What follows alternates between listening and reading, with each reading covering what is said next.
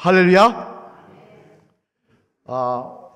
오늘부터 예수님의 비유에 대한 말씀을 나누며 생각해 보려고 합니다. 그래서 먼저 가라지도 보이거늘이라는 제목으로 말씀을 대언하겠습니다. 제가 과거에 마포에 있는 교회에 있을 때 일입니다만, 저희 그 마포에 있는 사택에는 마당이 있었는데, 그 마당에는 15평 정도 되는 땅에 꽃나무들과 잔디도 있었지만 또 하나 텃밭도 있었습니다. 한 3, 4평 정도 땅을 활용해서 텃밭을 만들어 놓았던 것을 보았습니다. 전 주인이요. 그래서 그 텃밭을 놀리기가 뭐해서 상추도 심어서 먹어보고 고추도 심어서 먹어보고 하는 일들을 해본 적이 있었습니다만, 그런데 그렇게 뭘 심으면서 제가 느꼈던 것은 제일 문제가 뭐냐? 잡초였습니다. 자라라고 하는 상추나 다른 채소는 잘 안 자라는데 비가 오고 나면 잡초가 얼마나 잘 자라는지 모르겠습니다.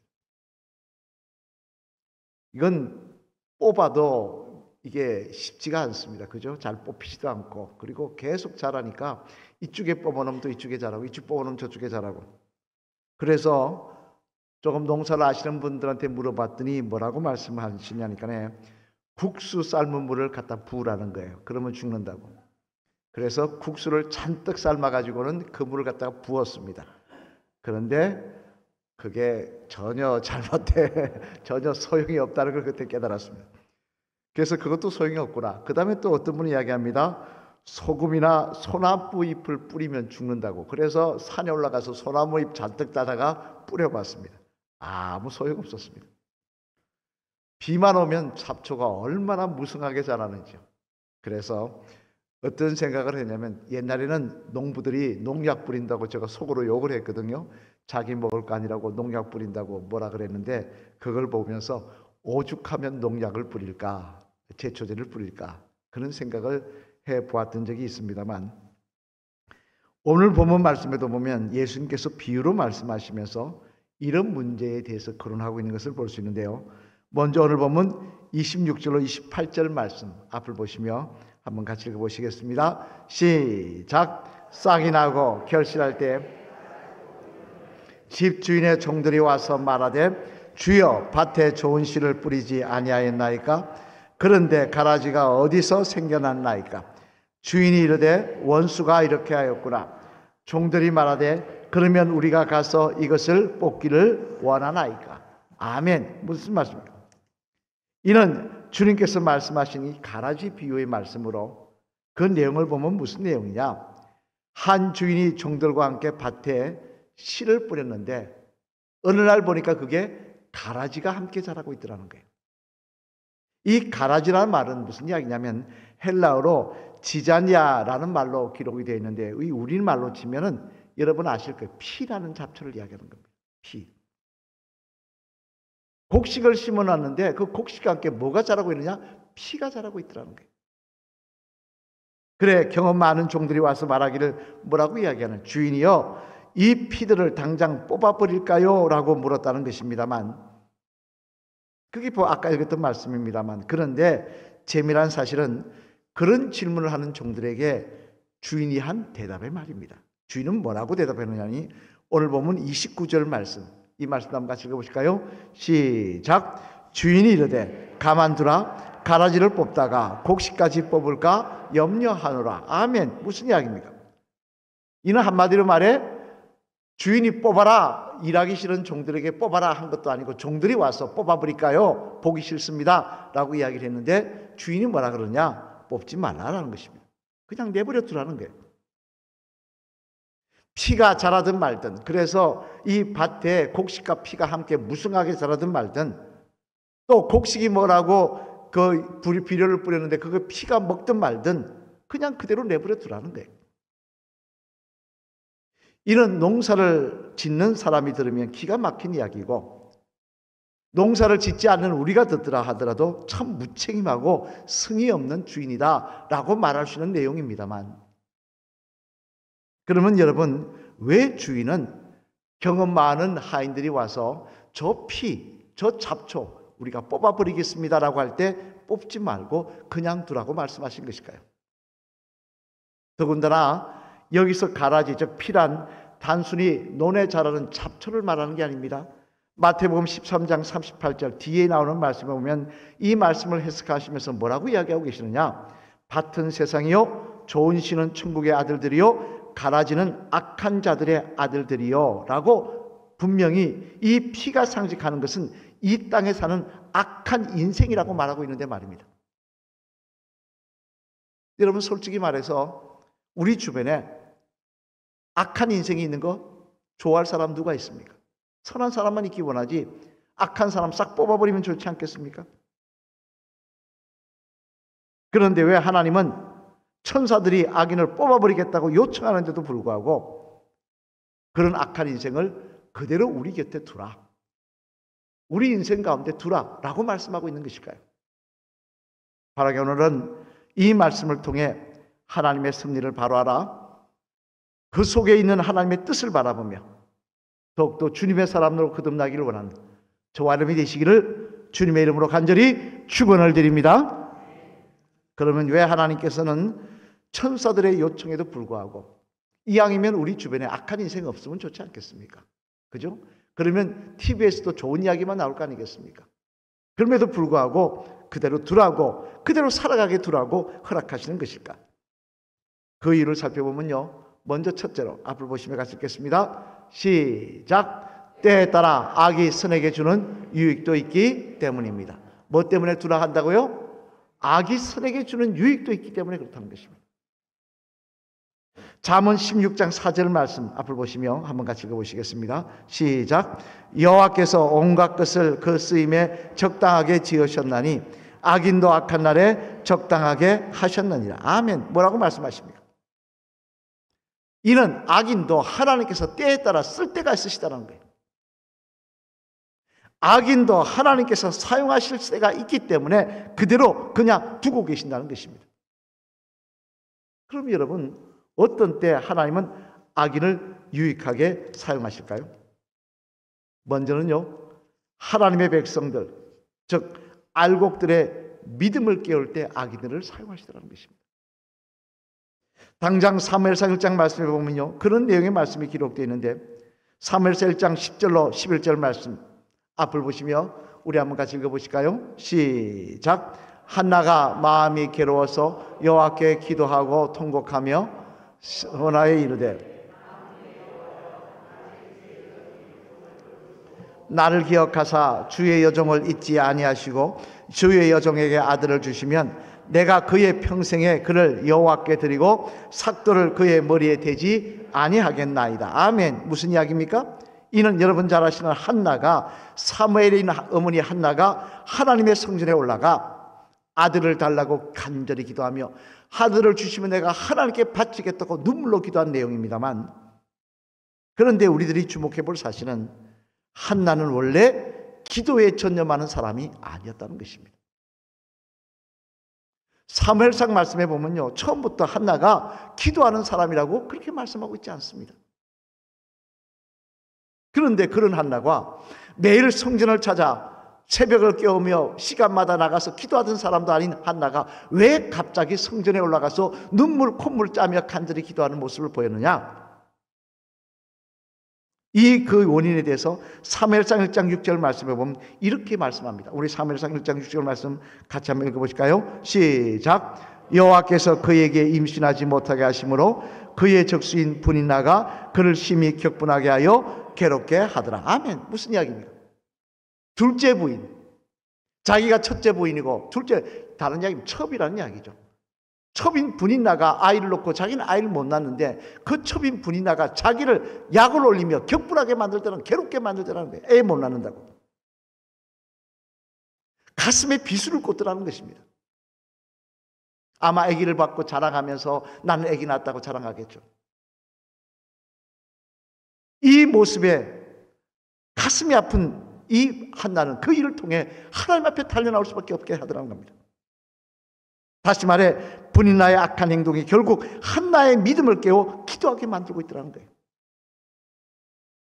이뿐만 아닙니다.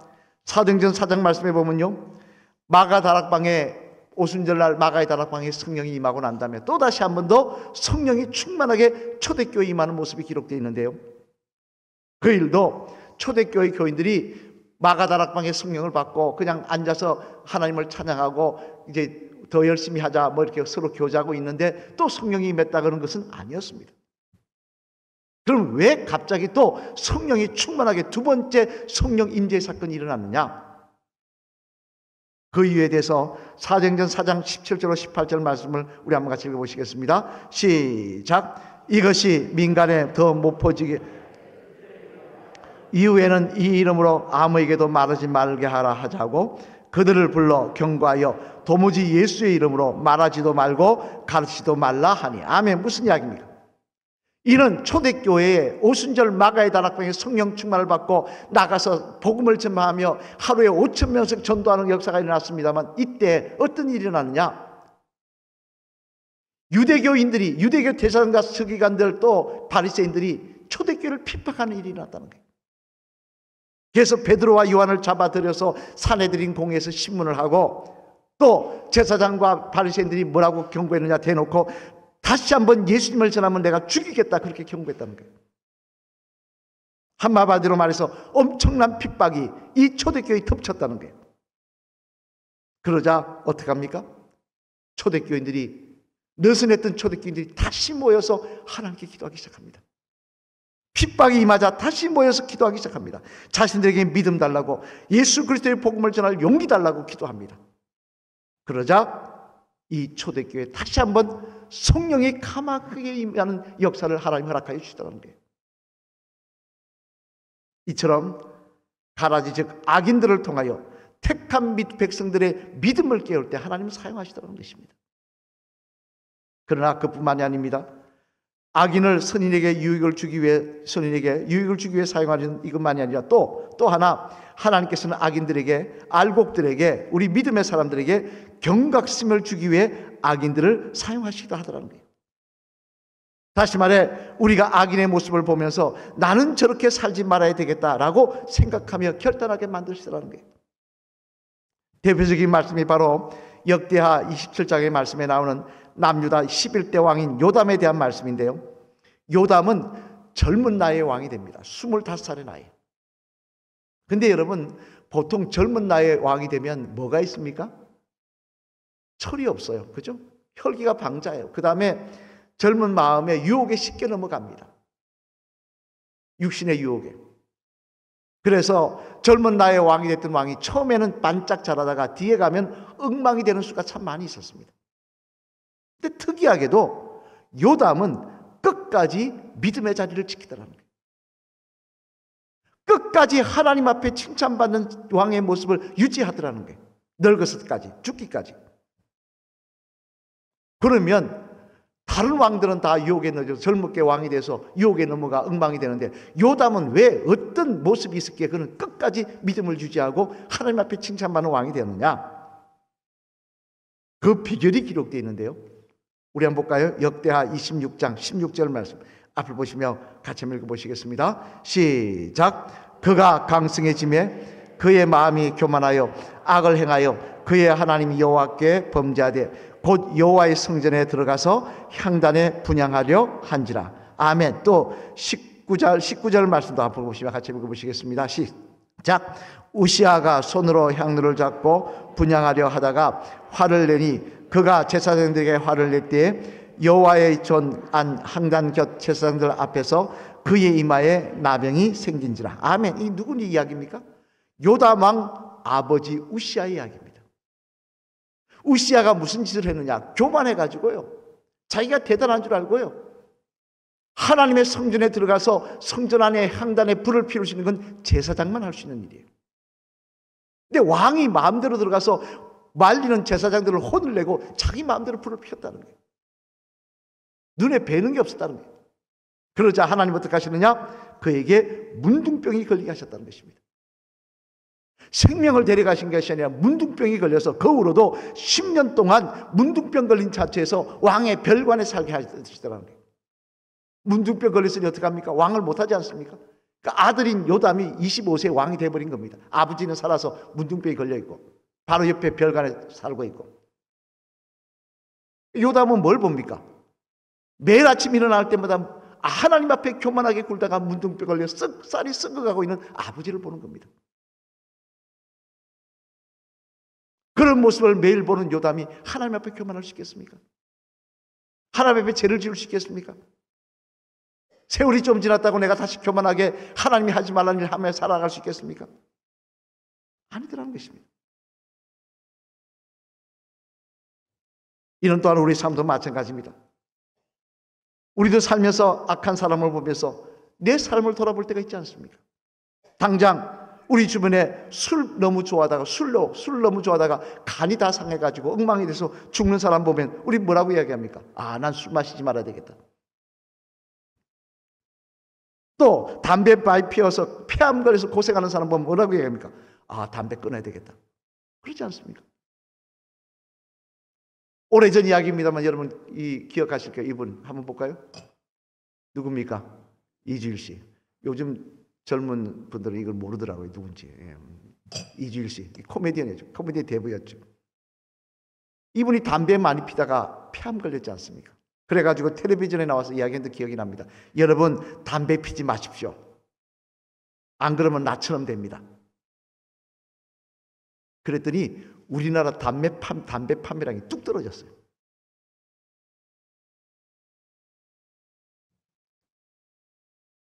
악한 자를 하나님이 이렇게 쓰시더라고요. 경각심을 주기 위해서. 그러므로 여러분, 우리는 무조건 악한 자를 미워할 필요도 없는 것입니다.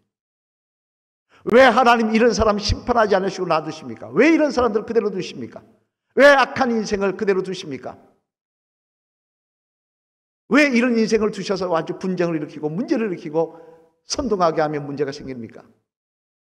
불평할 필요 없는 것입니다. 그런 모습을 통하여 하나님은 우리에게 믿음을 깨우게 하시고 경각심을 주셔서 바른 삶을, 나는 저러지 말아야 되겠다. 그러므로 말미암아 우리를 바른 길로 인도하시려는 하나님의 은혜가 그 안에 담겨져 있는 것입니다. 따라서 우리 주변에 악한 사람들을 그대로 두시는 이유를 두신 그 노용 악한 사람들을 보며 불평하기보다는 여기에도 하나님의 은혜가 있고 하나님이 나에게 주는 교훈이 있다는 사실을 깨달으시며 오늘도 더욱 하나님의 사람으로 그분들을 통해 경각심을 갖고 하나님의 사람으로 바로 서기를 소망하시는, 닮기보다는 바로 서기를 사모하시는 저와 여러분이 되시기를 주님의 이름으로 간절히 축원을 드립니다. 둘째로는 또 하나, 왜 가라지를 그냥 뽑지 말라고 하시느냐? 같이 읽어보시겠습니다. 시작. 아직 이것이 악이다, 이것이 선이다라고 딱 단정 지을 수 없는 모습들이 우리 속에 있기 때문입니다. 뭐라고요? 이게 악이다, 이건 악이다, 이건 선이다, 딱 단정 지을 수 없는 모습이 우리 속에 있기 때문에 그렇다는 거예요. 오래전 이야기입니다. 그 학교 선생님들이 있었던 여러 가지 에피소드를 적어놓은 책을 한번 읽다 보니까 그 초창기에 우리나라 오래전에 70년대쯤 있었던 이야기라고 하는데요.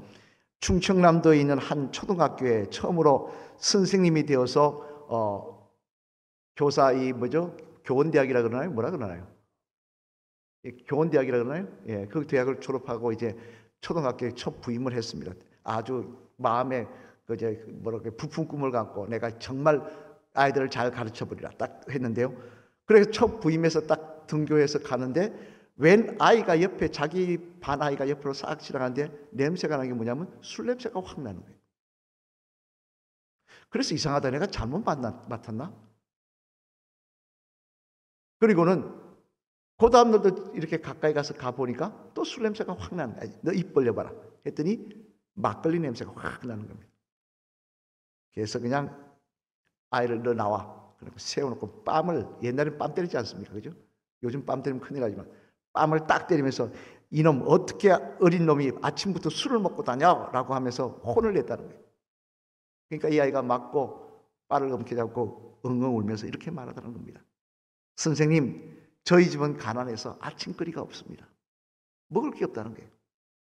그래 하도 배가 고파서 학교 오는 길에 있는 양조장에 가서 버린 술 찌꺼기 주워 먹고 온다는 거예요. 술 찌꺼기, 그거 술 빚고 난 그 막걸리 빚고 난 찌꺼기 있지 않습니까? 그 찌꺼기 주워 먹고 온다는 거예요. 그래서 입에서 술 냄새가 났다는 것입니다.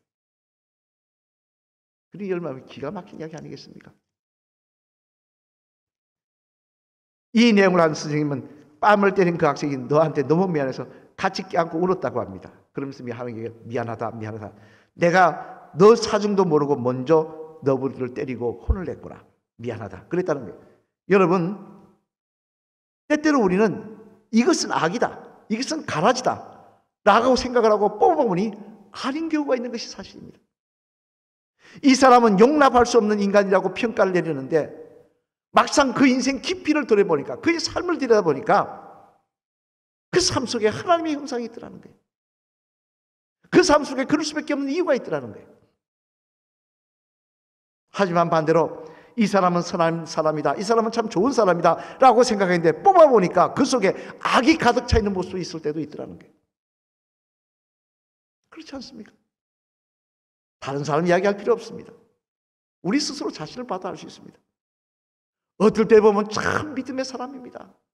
어떨 때 보면 하나님 앞에 정말 선한 사람입니다. 저렇게 좋은 믿음의 사람이 있을까? 그런데 어떨 때 보면 혈기의 사람입니다. 남을 죽이는 말을 함부로 하는 사람입니다. 남을 비난하는 말을 쉽게 하는 사람입니다. 그게 바로 나더라는 거예요. 그래서 사도 바울은 뭐라고 이야기합니까? 로마서 7장 21절 23절 앞을 보시면 같이 읽어보실까요? 시작.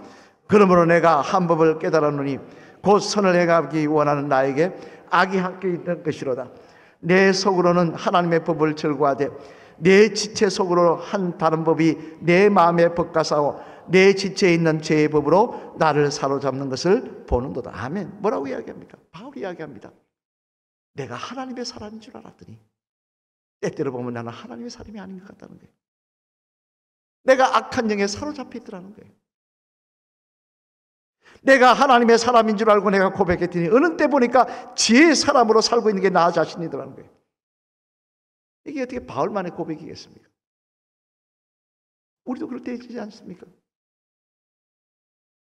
하지만 여러분, 만약 우리가 선한 말과 선한 행동을 할 때가라면 상관이 없겠지만 그러지 않고 우리가 그처럼 악한 말과 악한 행동을 하고 있을 때 하나님께서 이 땅에 가라지 뽑으시겠다고 뽑아버려라 라고 말씀하시면 우리는 어떻게 되겠습니까? 우리는 안 뽑힐 자신 있습니까? 다 뽑아야 되는 거 아니겠습니까? 우리도 뽑혀야 되는 것입니다. 따라서 여러분, 종들의 권면에도 불구하고 하나님께서 악한 가라지를 뽑지 말라고 하신 이유는 악한 사람들을 보호하시기 위함인 것이 아니라 더 나아가는 바로 저와 여러분을 보호하시겠다는 하나님의 은혜가 그 속에 있는 것입니다. 그 속에 저와 여러분을 사랑하시고 끝까지 구원의 길로 인도하시고자 하시는, 포기하지 않으시는 하나님의 사랑과 은혜가 그 속에 담겨져 있다는 것입니다. 따라서 하나님 어떻게 저런 인간을 그냥 두십니까? 라고 말할 것이 아니라 그런 사람들을 바라볼 때 저 사람도 용서하시는 하나님, 저 사람에게도 기회 주시는 하나님, 나에게도 기회 주시고 계심을 믿습니다. 그 은혜에 감사합니다라고 고백할 수 있는 저와 여러분이 되어야 될 줄로 믿습니다. 사랑하는 성도 여러분, 이제 말씀을 마치려고 합니다. 오늘 본문 말씀에서 주님은 가라지를 뽑지 말라고 하십니다. 왜 뽑지 말라고 하십니까? 악한 가라지도 알곡에게 미치는 영향이 있기 때문에 그렇습니다. 유익이 있기 때문에 그렇습니다. 또 악한 가라지다, 선한 알곡이다, 아직까지 쉽게 단정 지을 수 없는 모습이 우리 속에 있기 때문에 그렇습니다. 그래서 그만 그냥 두어라고 말씀하십니다만, 그러나 중요한 것은 그 기다림이 영원한 것이 아니라는 것입니다. 오늘 본문 30절 말씀 앞을 보시면 같이 읽어보실까요? 시작. 둘 다 추수 때까지 함께 자라게 되라. 추수 때에 내가 추수꾼들에게 말하기를 가라지는 먼저 거두어 불사르게 단으로 묶고 곡식은 모아 내 곡간에 넣으라 하리라. 아멘. 무슨 말씀입니까? 이 말씀은 마지막 심판 때에 가라지는 반드시 지옥의 불구덩이에 던져 넣으시겠다는 거예요. 반드시 던져 넣으시겠다는 거예요. 지금은 인내하고 있지만 언젠가는 끝을 보실 날이 있으시다는 거예요. 따라서 비록 주변에 아무리 가라지가 많아도, 그 가라지가 풍성해서 알곡보다 더 많은 열매를 맺고 더 풍성하게 자라도 그거 부러워해서는 안 되는 것입니다. 그거 닮아가는 모습이 있어서는 안 될 것입니다.